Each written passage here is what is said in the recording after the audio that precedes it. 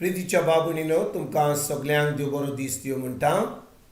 आयज मंगळार आनी आयचें शिवर्तमान जावन आसा मातुवाचो 18वो विसवोर वोड 12 ते 14 पर्यंत. मॅथ्यू चॅप्टर 18 वर्सेस 12 to 14. आनी आतां आमी पयलें देवाचें उतर आयकुया. तुमकां कितें दिसता? कोण एकल्या मनशा कडेन 100 शेळयो आसतील आनी तातूंतली एक सांडल्या जाल्यार न्हय दोंगराचेर सोडून हिणांतली कोडसोरून गेल्ल्या तिका तो सोदूंक वेचो ना काय? आनी हांव तुमकां खरेंच सांगता, ती मेळ्ळी जाल्यार साणूक नासलेल्या न्हय शेळ्यां परस हिचे विशीं तो अदीक खुशाल जाता. हेच भाशेन ह्या धाकटुल्या भितरलो एकलोय इबाडलेलो तुमच्या सर्गीं बापाक नाका. प्रितीच्या बाबुनीनो, आयचें शिवर्तमान जें आमी आतांच आयकलां तातूंत जेजू एक वोपार घालता आनी तो कितें म्हणटा एक गोंवळी आसत जाल्यार आनी ताचे कडेन 100 शेळ्यो आसात जाल्यार आनी त्या 100 शेळयेंतल्यान एक शेळी ओ एक मेंढरो म्हणजे पयस वता, म्हणजे त्या दुसऱ्या मेंढरा बरोबर आसना जाल्यार तो कितें करता?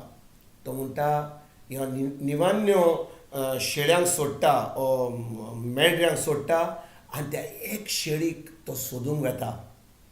भाव भयणीनो, ज्या भाशेन हो गोंवळी बाकी सगळ्या मेंढऱ्यांक सोडून तो एक सांडलेल्या शेळीक तो सोदूंक वेता, तेच भाशेन जेजू आयज आमकां सांगूंक सोदता की स्वर्गीचो बाप आमचो इतलो मोग करता, मेर नासलो मोग करता. ताणें आमकां आपले भाशेन रचल्यान. God has created us in his own image and likeness. म्हणटच जेजू आमकां सांगूंक सोदता ह्या ओपारी वरवीं की ज्या भाशेन तो गोंवळी सगल्यांक सोडून तो एक शेळी फाटल्यान लागता आनी तिका सोदूंक वेता, तेच भाशेन आमचो स्वर्गीचो बाप कोणाकूच शेणलेलो ताका नाका, कोणूच ताका एमकोणान गेल्लो नाका.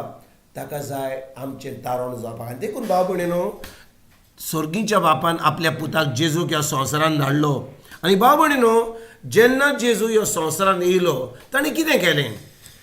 तो येयलो आनी एका गोंवड्या भाशेन तो आतां आमकां देवाचें उतर शिकोवंक लागलो. देवाचें राज कशें चलोवंक जाय, कशे भाशेन आमी जिवंक जाय तें आमकां शिकयलें. आनी जेन्ना तो ह्या संवसारांत येयलो, आदामान जें पातक केलें ताचें आमकां फारीकपण दिवचें आसलें तें जेजून दिलें. खुर्सार गेलो, तो मेलो, ताणें आपलें रगत वारोयलें आनी 3 दिसां उपरांत जेन्ना तो पुनरुज्जीवन जालो, आमचे सगळे कोश्टोक भोगून, सगळें आमचें वायट घेवन, आतां बाब म्हणून जेन्ना आमी जेजूचेर भावार्थ दवरता, आमी ताचें उतर सत मानता, आमी ते मेंढरे जाता आनी जेजू आमचो गोंवळी जाता. आनी जेन्ना जेजू आमचो गोंवळी जाता, तो आमकां सांबाळून दवरता.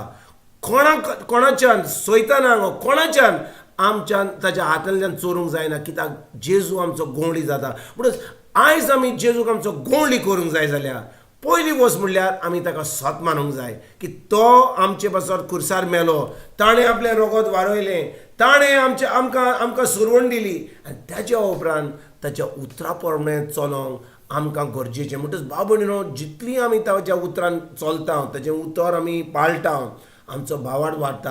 आनी देवाक जाय की आमी भावार्थान चल्लेली. देवाक जाय की आमचो भावार्थ वाडूंक. म्हणटच आमचो भावार्थ कसो वाडटलो? जेन्ना आमी देवाचें उतर आयकत वेता, भाव भयणीनो, जेजूचें उतर आमी आयकता, आमचो भावार्थ घट जाता आनी भावार्था वरवीं आमी एक जैतिवंत जिवीत जिवंक पावता. स्वर्गीचो बाप आमकां चोत्रायन पळयता.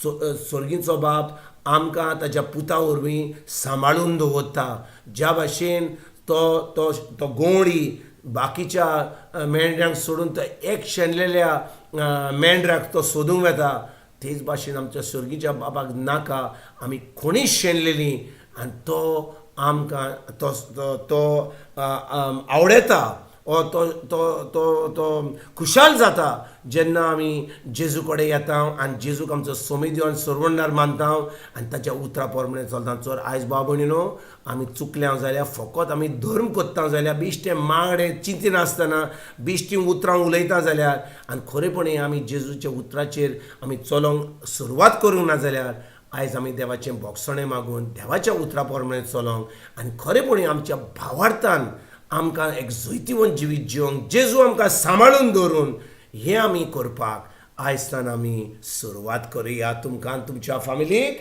एक बरो दीस आवडेता आनी परतून तुमचे कडेन उलोवपाक फाल्यां हाजीर जातलो तुमकां सगल्यांक आमच्या सरवंडारा जेजूची कृपा, आमच्या सर्गीच्या बाबाचो मोग आनी पवित्र आत्म्याचो एकवट तुमकां आनी तुमच्या फॅमिलीक हांव आवडटा.